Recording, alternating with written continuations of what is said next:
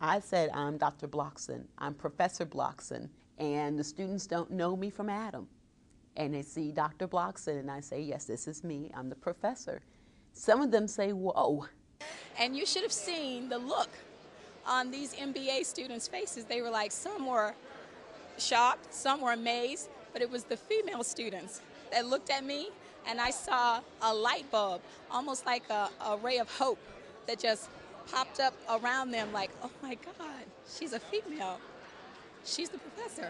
It's like they're seeing a unicorn sometimes because they're fascinated that they've never had a minority instructor, and they're just so surprised to see that I'm a Latina and I'm their professor.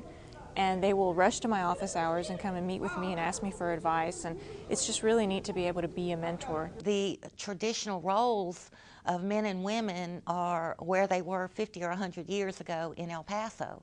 So it's very difficult for women there to have their own plan and their own directions. And so to be in an area like that where they have not had the advantages of role models. Most of them don't have any family members or anybody who's ever been to college. That's one of my first roles will actually be, is to be a role model in front of the classroom for hopefully other Native students, so they can see that, that Indians do study business and we know what's going on. I find myself taking, having this passion for mentoring students of color. That's just amazing, because unfortunately what I do find is many of them aren't as prepared for their future careers as we would want them to be. It's amazing to see the immediate impact that we as academics have. I've participated in several programs where we do mentoring with minority students in particular to try and increase the number of minorities, particularly that major in business, and that particularly major in marketing, logistics, my areas. Here you have somebody who's accomplished what you're trying to accomplish.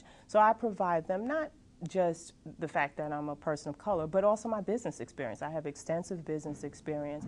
So they get to interact with somebody who's, maybe you break down some stereotypes. There are some students particularly who gravitated to me and say, we are so glad you're here.